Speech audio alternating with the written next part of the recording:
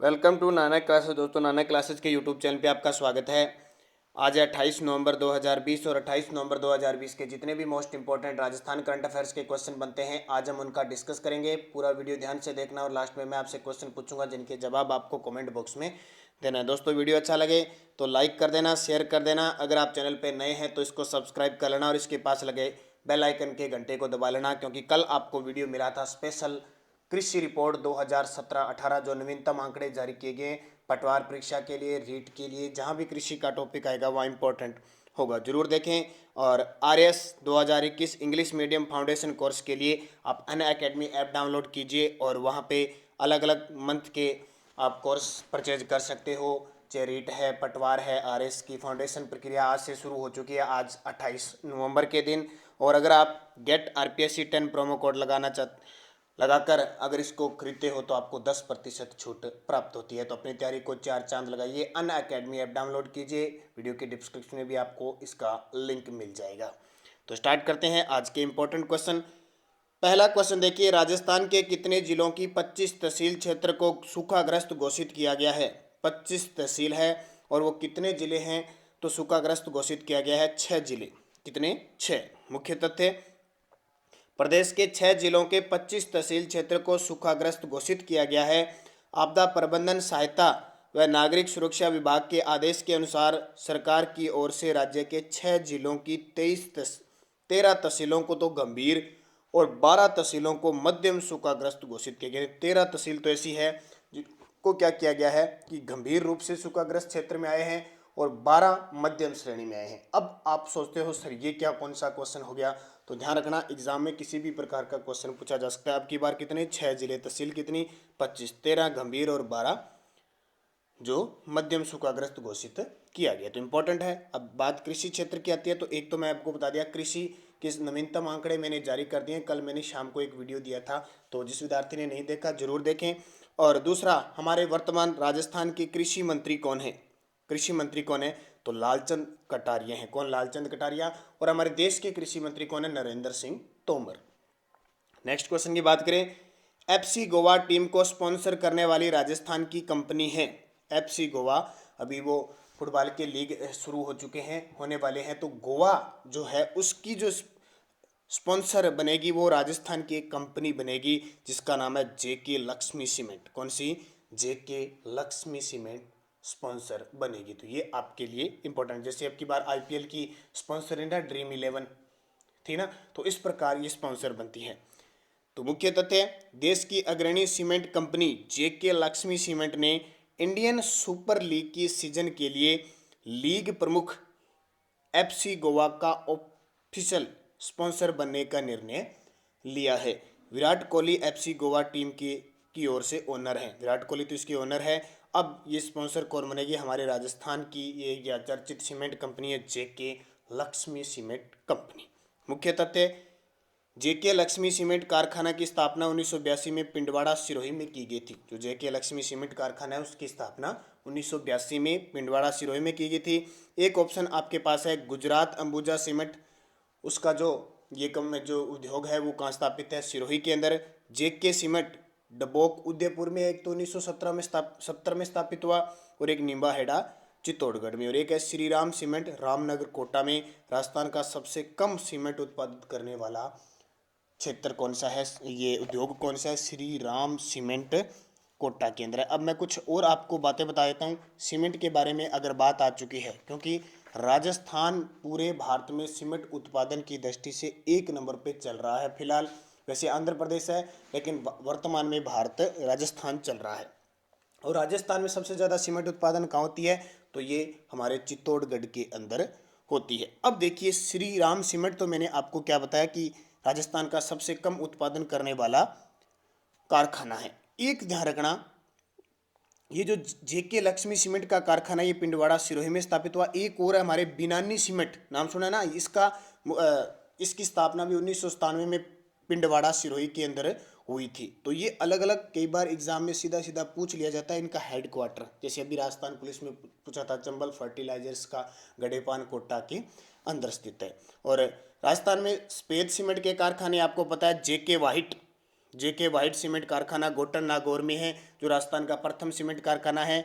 एक है Birla white cement कारखाना खारिया खंगार जोधपुर के अंदर है, जो राजस्थान का सबसे बड़ा सीमेंट कारखाना है। और एक है जेके वाइट सीमेंट का कारखाना एक और है, वह है मांगरोल चित्तौड़गढ़ में। नेक्स्ट क्वेश्चन की बात करें, राज्यपाल कलराज मिश्र ने मोहनलाल सुखाड़िया विश्वविद्यालय के में संविधान पार्क का शिलान्यास किया, यह किस जिले में स्थित है? राज्यपाल हमारे कलराज मिश्र जी, उन्होंने मोहनलाल सुखाड़िया विश्वविद्यालय में वर्चुअली संविधान पार्क का शिलान्यास किया, यह किस जिले में है? तो ये है उदयपुर के अंदर। मोहनलाल सुखाड़िया विश्वविद्यालय कहाँ पे है? उदयपुर में। अब बात आती है, बहुत सारे विद्यार्थी सोचते हैं सर ये संविधान पार्क का मतलब क्या हुआ, यानी वहाँ पे इस प्रकार का संग्रहालय कह सकते हैं, कोई छोटा सा इस प्रकार विश्वविद्यालय के अंदर स्थापित किया जाए ताकि संविधान के बारे में सारी जानकारी प्राप्त हो। संविधान के बारे में सब कुछ लिखा होगा, मुख्य मुख्य बातें, जिससे विद्यार्थियों को संविधान के बारे में जानकारी प्राप्त हो। उसका मतलब ये होता है, बहुत जगह आता है ना पार्क लिखा हो तो उसके बारे में जानकारी प्राप्त। क्योंकि अभी कुछ दिन पहले ही कलराज मिश्र जी राज्यपाल हमारे, उन्होंने घोषणा की थी कि हर विश्वविद्यालय में संविधान पार्क होना चाहिए। तो उदयपुर के अंदर स्थित है। अब बात आती है मोहनलाल सुखाड़िया विश्वविद्यालय, इसकी स्थापना 1962 पहले उदयपुर विश्वविद्यालय के नाम से हुई थी और वर्तमान में इस मोहनलाल सुखाड़िया विश्वविद्यालय के जो चांसलर है, यानी वाइस चांसलर जिसको कहते हैं, कुलपति, चांसलर तो कौन हो गया, कुलाधिपति तो कौन हो गया, खुद राज्यपाल, और कुलपति, ठीक है, कुलाधिपति तो कौन हो गया, राज्यपाल, और कुलपति है प्रोफेसर अमरीक सिंह, प्रोफेसर अमरीक सिंह है। और मोहनलाल सुखाड़िया की बात करें, हमारे राजस्थान के ये मुख्यमंत्री रहते, सर्वाधिक यानी सबसे लंबे कार्यकाल तक रहते, लगभग 17 साल तक ये मुख्यमंत्री रहते। आधुनिक राजस्थान के निर्माता इन्हें कहा जाता है। 1954 से लेकर और 1971 तक ये रहते। समाजीय व्यवस्था इन्होंने बंद की थी। इनके समय में 2 अक्टूबर 1959 को नागौर के बगदरी गांव से पंचायती राज की शुरुआत हुई थी। और तीसरी बात ध्यान रखना, मोहनलाल सुखाड़िया सबसे लंबे 17 साल तक, इनके काल में ही पहली बार राजस्थान में 1967 में राष्ट्रीय आपातकाल लगा था। 4 बार लगा हुआ है ना, 1967 में, फिर 77 में, फिर 80 में और फिर 1991, 92, 93 में, ठीक है। तो पहली बार जब लगा था तो उस समय मुख्यमंत्री कौन थे? मोहनलाल सुखाड़िया। नेक्स्ट है,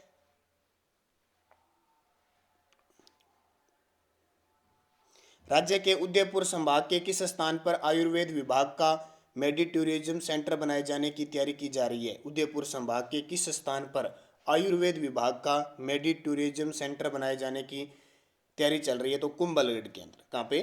कुंभलगढ़ में। मुख्य तथ्य, कुंभलगढ़ में बनाए जाने वाले मेडिटूरिज्म सेंटर में आयुर्वेद की बहिरंग और अंतरंग चिकित्सा, विशेषज्ञ चिकित्सा, पंचकर्म, शारकर्म आदि यूनानी और होम्योपैथिक चिकित्सा की ओपीडी, योग व प्राकृतिक शिक्षा द्वारा वेलनेस सेंटर का संचालन, हर्बल गार्डन आदि की सुविधा दी जाएगी। आयुर्वेदिक तरीके की जो भी पद्धतियां हैं उनको विकसित किया जाएगा, उनके जो सेंटर स्थापित किए जाएंगे, लोगों को जागरूक किया जाएगा आयुर्वेदिक के बारे में। तो ये कुंभलगढ़ के अंदर, कुंभलगढ़ राजसमंद के अंदर है, कुंभलगढ़ अभयारण्य भी है, कुंभलगढ़ दुर्ग भी है। कुंभलगढ़ दुर्ग जिसका निर्माण महाराणा कुंभा ने करवाया था, जिसका शिल्पी मंडन था, और भारत की सबसे, जिसको महान दीवार कहते हैं, सबसे लंबी दीवार भी इस कुंभलगढ़ की है 36 किलोमीटर।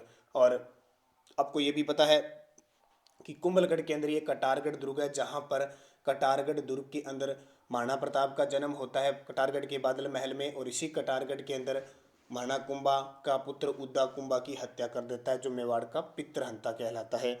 एक कुंभलगढ़ दुर्ग के अंदर, कुंभलगढ़ दुर्ग को जब अबुल फजल ने देखा था तो अबुल फजल ने कुंभलगढ़ दुर्ग के बारे में कहा था कि इतनी बुलंदियों पे बना हुआ है कि नीचे से ऊपर की ओर देखने पर सर पर रखी पगड़ी गिर जाती है। ये भी आपको है।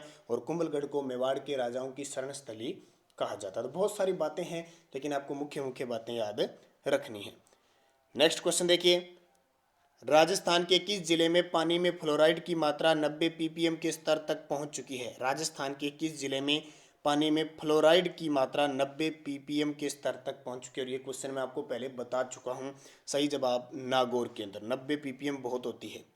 मुख्य तथ्य, नागौर जिले में पानी में फ्लोराइड की मात्रा 90 ppm के स्तर तक पहुंच चुकी है। यानी फ्लोराइड फ्लोरोसिस इतना, क्योंकि बड़पट्टी है ना नागौर अजमेर, खासकर एग्जाम में आता है, तो इतना पीने योग्य नहीं है, इतनी ज़्यादा खस्ता हालत नागौर में हो चुकी है। और दूसरे स्थान पर चूरू आ चुका है 32 ppm, और अंतिम स्थान पर यानी लगभग थोड़ा बहुत ही है वो झालावाड़ का झालावाड़ है 1.5 ppm। ये देखिए कहाँ 90 और कहाँ 1.5, तो इतना ज़्यादा नागौर जिले में फ्लोराइड की मात्रा बढ़ चुकी है। तो देश के 270 जिले फ्लोरोसिस से प्रभावित है।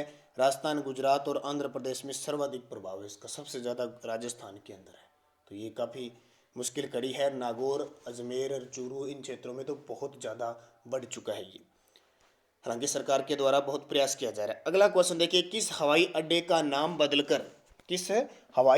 नाम बदलकर मर्यादा पुरुषोत्तम श्री राम हवाई अड्डा कर दिया? बहुत ही बड़ी बात, श्री राम हवाई अड्डे का यानी श्री राम हवाई अड्डा कर दिया। किस हवाई अड्डे का नाम? अयोध्या हवाई अड्डे का नाम बदलकर मर्यादा पुरुषोत्तम श्री राम कर दिया। अब कहाँ है ये?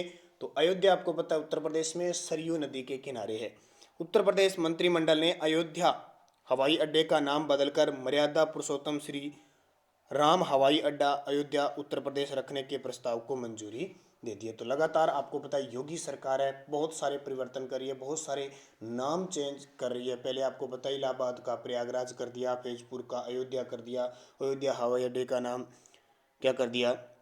श्री राम हवाई अड्डे कर दिया। तो बहुत सारे नाम चेंजिंग हो रहे हैं, लगातार चलते जा रही हैं। तो ये इनको ध्यान रखना। मुख्य उत्तर प्रदेश तो मुख्यमंत्री हैं योगी आदित्यनाथ, राज्यपाल आनंदीबेन पटेल। उत्तर प्रदेश की राजधानी लखनऊ है, जो किस नदी के किनारे है?